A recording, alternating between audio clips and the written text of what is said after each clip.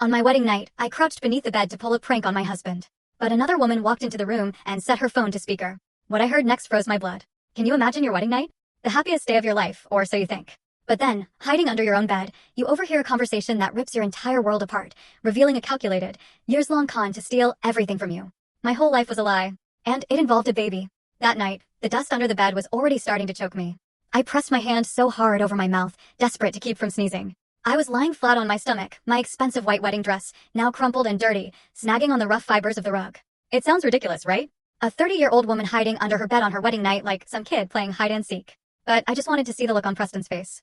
I had this whole scenario planned out.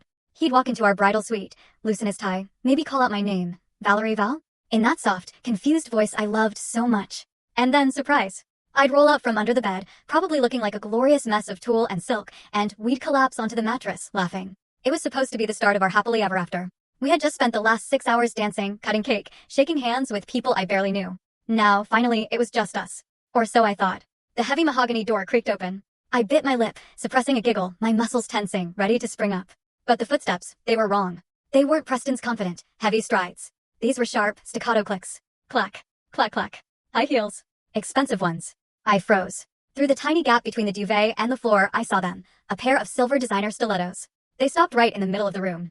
And my heart sank because I recognized those shoes immediately. They belonged to Brenda, my brand new mother-in-law. Yes, Shanice, I'm in the suite now. Brenda's voice sliced through the air, sharp and imperious. She wasn't whispering. She sounded like she owned the place. She put her phone on speaker and tossed it onto the bed, the very bed I was hiding under. The mattress springs groaned above my head, pressing down slightly. Did they leave yet? A tiny female voice asked from the phone. Preston is downstairs handling the final bill with the caterers, Brenda scoffed. And the girl? Well, who knows where she is. Probably in the bathroom fixing her cheap makeup. She began pacing around the room. The clack clack clack of her heels echoed like gunshots in my ears. My heart hammered against my ribs. The girl? Cheap makeup?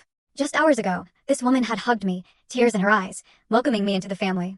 She had called me a blessing. So, is it done? Shanice asked. It's done, Brenda said. I heard the sound of a lighter flicking, followed by a long exhale. Smoke drifted down to the floor, stinging my nose. The ring is on the finger. The license is signed. We've got her locked down, and she has no idea. Brenda laughed. A dry, cruel sound that scraped against my soul. Valerie is a simpleton, a country mouse. She thinks she hit the full story on the channel. Link below. Click now and watch what happened next.